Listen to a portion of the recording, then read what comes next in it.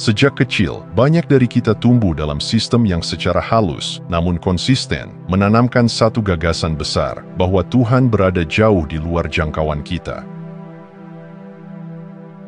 Bahwa untuk bisa mendekat kepadanya, kita harus melalui perantara, otoritas, atau aturan-aturan eksternal yang ditetapkan oleh institusi. Gagasan ini mungkin terdengar sakral, namun di baliknya tersembunyi sebuah narasi yang mengakar kuat. Kita tidak cukup layak untuk berhubungan langsung dengan Sang Sumber. Narasi ini bukan hanya doktrin spiritual, tapi telah menjelma menjadi fondasi banyak sistem sosial. Ia membentuk cara kita memandang diri sendiri, membatasi potensi kita, dan membuat kita merasa kecil di hadapan semesta. Kita diajarkan untuk mencari di luar, bersandar pada figur yang dianggap lebih tinggi, dan menunggu izin dari otoritas untuk merasa diberkati. Tanpa sadar, kita menjadi bergantung, dan dalam ketergantungan itu muncul ketidakberdayaan. Institusi dan sistem yang dibangun di atas narasi ini tentu diuntungkan. Sebab, selama manusia merasa terpisah dari kekuatan sejatinya, selama itu pula mereka mudah dikendalikan. Maka pertanyaan besar pun muncul. Bagaimana jika semua ini hanya ilusi yang diwariskan dari generasi ke generasi? Bagaimana jika keterpisahan itu tidak pernah benar-benar ada? Bayangkan jika semua asumsi kita selama ini salah. Jika ternyata Tuhan tidak pernah jauh. Jika kekuatan yang kita cari-cari di luar justru bersemayam dalam sunyi terdalam diri kita. Maka semua yang selama ini kita anggap penghalang justru berubah menjadi pintu. Dan semua pencarian keluar berubah arah menjadi perjalanan pulang ke dalam. Inilah momen reflektif yang mengguncang dasar keyakinan lama. Sebab saat ilusi mulai runtuh, kita tidak hanya ditantang untuk melihat kebenaran, kita ditantang untuk mengalaminya. Dan dari sinilah perjalanan sejati dimulai, bukan sebagai pengikut narasi lama, tapi sebagai jiwa yang mulai mengingat kembali siapa dirinya sebenarnya.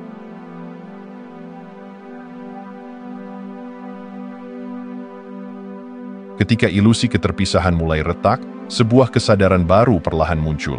Bahwa Tuhan tidak pernah benar-benar jauh. Ia tidak berada di balik langit ketujuh, tersembunyi di balik aturan-aturan yang rumit, atau hanya bisa dijangkau oleh segelintir orang suci. Tuhan justru hidup, bernapas, dan bergetar di dalam diri setiap manusia, diam-diam menyatu dalam tiap denyut nadi dan tarikan napas kita. Kesadaran ini bukan sekadar teori spiritual, ia adalah getaran yang terasa saat kita hening, saat dunia luar berhenti menuntut perhatian, dan kita berani masuk ke dalam ruang terdalam jiwa. Di sanalah, di tempat yang tidak bisa dijangkau oleh suara dunia, kita merasakan bahwa kekuatan yang kita anggap eksternal sebenarnya adalah bagian dari diri kita sendiri. Kita tidak pernah benar-benar terpisah, kita hanya lupa. Pengetahuan ini sesungguhnya bukan baru. Jejaknya ditemukan dalam ajaran-ajaran kuno yang telah disingkirkan, disembunyikan, atau dilabeli sesat karena terlalu membebaskan. Sebab, jika manusia menyadari bahwa dirinya adalah cerminan langsung dari Sang Sumber, maka semua struktur yang bergantung pada rasa takut dan ketidakberdayaan akan runtuh. Tidak ada lagi kebutuhan akan perantara. Tidak ada lagi ketakutan akan hukuman ilahi, karena hubungan kita dengan Tuhan menjadi sesuatu yang sangat personal, sangat intim, dan tak tergoyahkan. Menemukan Tuhan di dalam diri bukan hanya mengubah cara kita memandang spiritualitas, tetapi juga mengubah segalanya, cara kita berpikir, merasakan, bertindak, dan mencipta. Kita tidak lagi berjalan sebagai makhluk kecil yang tersesat di dunia besar, tetapi sebagai bagian dari kekuatan penciptaan itu sendiri. Tuhan bukan hanya ada di dalam kita adalah ekspresi dari Tuhan yang sedang mengalami dirinya sendiri melalui kehidupan ini. Dan ketika kita hidup dengan kesadaran itu, sesuatu yang ajaib mulai terjadi. Ketakutan perlahan berubah menjadi kepercayaan, keraguan menjadi kekuatan, dan hidup yang terasa biasa saja berubah menjadi perjalanan sakral yang penuh makna.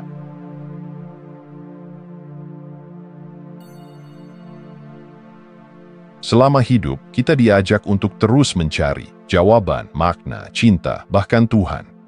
Kita diajarkan bahwa apa yang kita butuhkan ada di luar sana, menunggu ditemukan di tempat yang lebih tinggi, lebih suci, atau lebih hebat dari diri kita sendiri. Tapi semakin jauh kita melangkah keluar, semakin dalam pula perasaan kehilangan itu tumbuh. Kita mengejar bayangan, sementara kebenaran sejati diam tak terusik di tempat yang paling jarang kita kunjungi, yaitu dalam diri sendiri. Ironisnya, pencarian itu bukanlah salah, ia adalah bagian dari perjalanan manusia. Namun, pada titik tertentu, kita harus bertanya, apakah aku benar-benar kehilangan sesuatu atau hanya melupakan bahwa aku sudah memilikinya? Inilah rahasia yang hanya diketahui oleh sedikit orang, mereka yang benar-benar memahami, tidak ada yang perlu dicari, karena tidak ada yang pernah hilang. Kesadaran ini mengubah segalanya. Ia bukan hasil dari logika yang tajam, tetapi dari keheningan yang dalam. Ia muncul ketika kita mulai mengalihkan fokus dari hiruk-pikuk dunia luar dan berani menatap ke dalam, meski mungkin yang kita temui awalnya adalah luka, ketakutan, atau keraguan. Tapi justru di balik semua itu, tersimpan inti murni diri kita, jiwa yang tak pernah rusak, tak pernah kurang, dan tak pernah benar-benar sendiri. Perjalanan sejati bukan tentang mengumpulkan pengetahuan baru atau menumpuk pengalaman spiritual yang megah. Ia lebih mirip dengan proses mengingat. Mengingat siapa kita sebelum dunia memberi kita nama, peran, dan batasan. Mengingat bahwa dalam keheningan jiwa, kita terhubung dengan seluruh semesta. Dan bahwa rumah yang selama ini kita cari bukanlah tempat, melainkan keadaan batin. Saat kita berhenti mencari di luar dan mulai mengenali di dalam, kita menemukan bahwa segalanya telah ada di sini sejak awal. Kita hanya perlu hadir, hanya perlu sadar. Dan dari kesadaran itulah, keutuhan mulai kembali, bukan sebagai sesuatu yang baru ditemukan, tapi sebagai sesuatu yang akhirnya diingat kembali.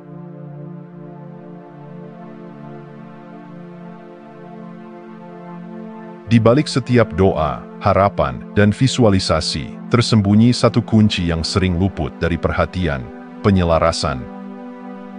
Kita bisa memiliki niat yang kuat, imajinasi yang tajam, dan bahkan strategi yang rapi. Namun jika batin kita tidak selaras, semuanya hanya menjadi angan kosong yang mengambang tanpa arah.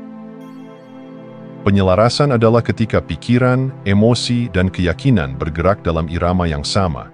Ia bukan hanya tentang berpikir positif, tetapi tentang menciptakan resonansi yang jujur antara apa yang kita inginkan dan apa yang benar-benar kita yakini di dalam.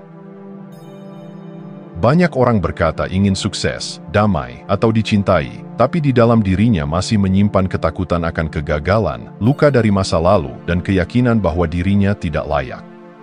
Inilah yang membuat energi tersebar, seperti sinyal yang terpecah tidak cukup kuat untuk menembus realitas. Penyelarasan bukan kebetulan, ia adalah keputusan sadar. Ia dimulai dengan keberanian untuk melihat ke dalam, mengamati pikiran otomatis yang berulang, mengenali emosi yang terus terpendam, dan membongkar keyakinan usang yang mungkin diwarisi tanpa pernah dipertanyakan. Dari sana, kita mulai menciptakan harmoni baru, bukan dengan memaksa perubahan, tapi dengan menghadirkan kesadaran. Saat pikiran mulai memvisualisasikan impian, emosi ikut merasakannya seolah itu nyata, dan keyakinan menyetujui bahwa semuanya mungkin, maka realitas pun mulai menyesuaikan diri. Alam semesta bukan merespons keinginan kita yang diucapkan dengan kata-kata, tapi energi yang terpancar dari keseluruhan diri kita. Dan energi itu tidak bisa dipalsukan, ia adalah cerminan jujur dari apa yang kita selaraskan di dalam. Penyelarasan bukan tujuan akhir, tapi jalan. Ia adalah praktik harian, pengamatan konstan, dan penyesuaian terus-menerus. Namun, sekali kita mulai hidup dari ruang selaras ini, hidup tidak lagi terasa berat. Segalanya mulai bergerak dengan ritme yang mengalir. Impian yang dulu terasa jauh, kini mendekat. Dan realitas yang tercipta bukan lagi hasil dari paksaan, tapi dari kecocokan energi antara dalam dan luar.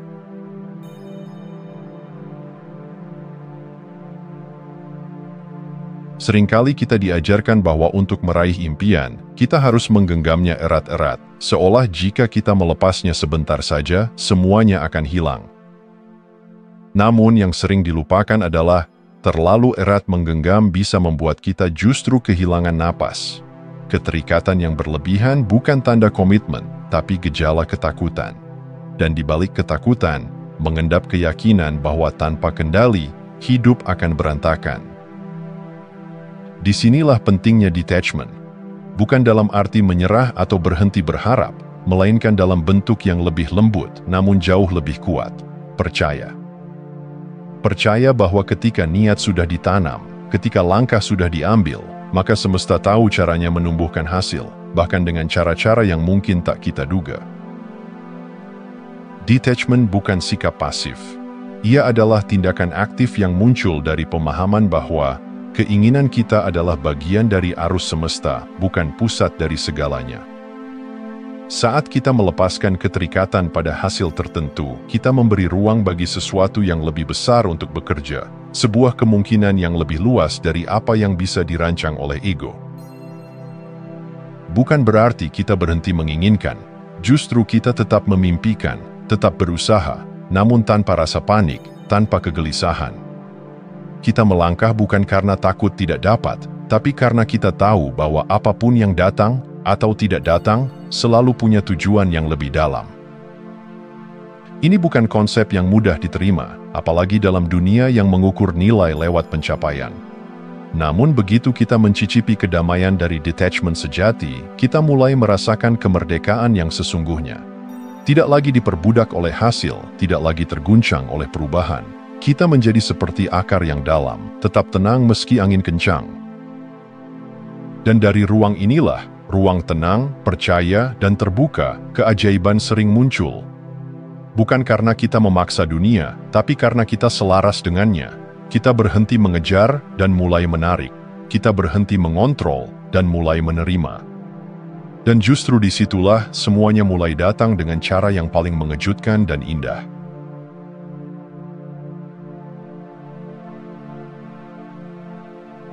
Menyadari bahwa Tuhan ada dalam diri adalah momen yang mengguncang kesadaran.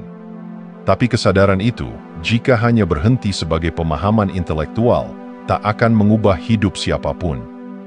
Mengetahui belumlah menjadi, dan menjadi adalah jembatan yang membawa pengetahuan turun ke bumi, ke dalam napas, kata-kata, dan tindakan kita sehari-hari.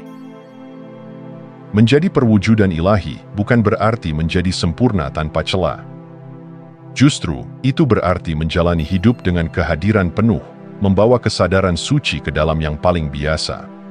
Saat kita menyeduh kopi, menyentuh seseorang dengan kata yang lembut, atau memaafkan diri sendiri atas luka lama. Ketika setiap langkah diisi dengan niat suci, maka hidup bukan sekadar rutinitas, tapi ritual. Inilah titik di mana spiritualitas berhenti menjadi sesuatu yang kita pikirkan, dan mulai menjadi sesuatu yang kita hidupi. Kita tidak lagi hanya bicara tentang cahaya, kita menjadi cahaya itu, dalam cara kita memilih, mencinta, menghadapi ketakutan, dan bahkan saat kita gagal. Dalam diri setiap manusia ada benih keilahian, dan hidup sebagai perwujudan ilahi berarti membiarkan benih itu tumbuh, hari demi hari, lewat kesadaran dan keberanian untuk hadir sepenuhnya. Orang-orang yang menjalani hidup seperti ini terasa berbeda. Mereka tidak selalu paling lantang, paling mencolok, atau paling banyak bicara. Tapi kehadiran mereka menenangkan, menginspirasi, dan menggerakkan. Karena mereka hidup dari energi penciptaan, bukan dari kekurangan. Mereka tahu bahwa sumber kekuatan tidak datang dari pengakuan luar, tapi dari koneksi batin yang tak tergoyahkan. Dan yang paling indah adalah, menjadi ilahi bukan sesuatu yang dicapai sekali seumur hidup. Ia adalah pilihan yang dibuat kembali setiap hari. Di tengah kebisingan dunia, kita diundang untuk mengingat, aku adalah cermin dari sang sumber. Saat kita hidup dari kesadaran ini, dunia di sekitar kita pun ikut berubah, bukan karena kita memaksanya, tapi karena kita telah menjadi perwujudan dari yang paling sejati.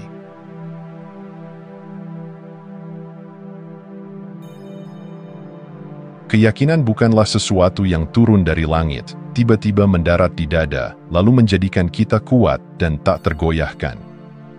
Ia dibangun, perlahan, dalam diam, lewat kebiasaan-kebiasaan kecil yang sering tak terlihat. Keyakinan adalah hasil dari komitmen untuk hadir setiap hari meski tak selalu percaya diri. Karena pada akhirnya, bukan keyakinan yang menciptakan tindakan, tindakanlah yang menciptakan keyakinan. Kita sering menunggu sampai merasa pasti baru bertindak. Tapi justru dengan melangkah di tengah ketidakpastian, kita sedang melatih otot kepercayaan diri yang paling dalam. Setiap kali kita menepati janji pada diri sendiri, sekecil apapun itu, kita sedang berkata secara tak langsung, "Aku bisa diandalkan." Dan perlahan, suara ragu dalam diri mulai digantikan oleh suara yang lebih kuat, keberanian. Visualisasi menjadi alat penting dalam proses ini. Saat kita membayangkan masa depan yang ingin kita wujudkan, otak tak membedakan apakah itu nyata atau imajinasi. Ia mulai membentuk jalur-jalur baru, meretas arah ke kemungkinan yang lebih tinggi. Ditambah dengan rasa syukur, kita tidak lagi menunggu sesuatu terjadi untuk merasa cukup. Kita membawa cukup itu ke dalam momen ini, dan dari sinilah keajaiban mulai tumbuh. Namun yang paling menentukan adalah konsistensi, karena dalam dunia energi, keraguan adalah sinyal yang membuyarkan, sementara konsistensi adalah sinyal yang memperjelas niat. Setiap tindakan yang selaras dengan niat hati kita akan memperkuat frekuensi keyakinan, hingga akhirnya tidak hanya kita yang percaya pada impian kita, semesta pun mulai membuka jalan. Keyakinan sejati tidak mengandalkan bukti luar untuk bertahan. Ia tumbuh dari dalam, dari latihan, dari kegagalan yang dihadapi dengan kepala tegak, dan dari keputusan berulang untuk tetap memilih diri sendiri. Dan ketika keyakinan ini telah tertanam begitu dalam, ia tak lagi hanya menjadi harapan, ia menjadi kepastian. Dan kepastian adalah kekuatan tak terbendung yang mengubah dunia, dimulai dari dalam diri kita sendiri.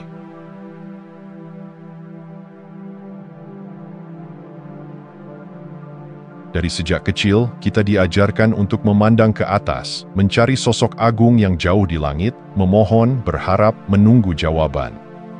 Seolah Tuhan adalah sesuatu yang terpisah, eksklusif, dan hanya bisa didekati lewat aturan atau perantara. Namun, bagaimana jika kebenarannya justru sebaliknya? Bagaimana jika selama ini, Tuhan tidak pernah benar-benar jauh? Karena Tuhan adalah inti dari siapa kita sebenarnya. Pemikiran ini bukan kesombongan, melainkan pengingat akan sesuatu yang telah lama kita lupakan. Bahwa kita bukan sekadar ciptaan, tapi juga cerminan dari Sang Pencipta. Dalam setiap napas, ada kekuatan penciptaan. Dalam setiap pikiran, ada benih realitas. Dan dalam setiap tindakan, ada potensi ilahi yang menunggu untuk diwujudkan. Saat kita menyadari bahwa aku adalah Tuhan dalam aksi, kita tidak menjadi lebih tinggi dari yang lain.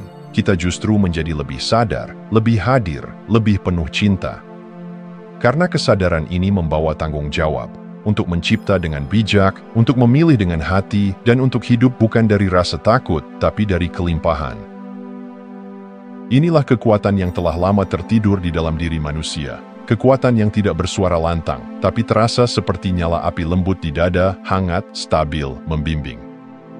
Ketika kita terhubung kembali dengan sumber ini, batasan mulai runtuh. Ketakutan tak lagi memimpin. Dunia tak lagi menjadi tempat yang penuh rintangan, tapi medan permainan kreatif di mana kita diundang untuk mencipta, menyembuhkan, dan mewujudkan.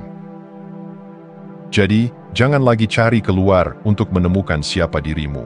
Lihat ke dalam, dengarkan sunyi di balik riuh pikiran. Di sana, ada suara yang sudah lama menunggu untuk didengar. Suara yang berkata, kamu bukan sedang mencari Tuhan, kamu adalah Tuhan yang sedang mengingat dirinya sendiri. Dan ketika kamu hidup dengan kesadaran ini, bukan hanya hidupmu yang berubah, dunia pun ikut terbuka, menyambutmu sebagai pencipta sejati. Terima kasih sudah menonton. Jangan lupa like, komen, dan subscribe untuk dukung channel ini terus berkembang. Sampai jumpa di video selanjutnya.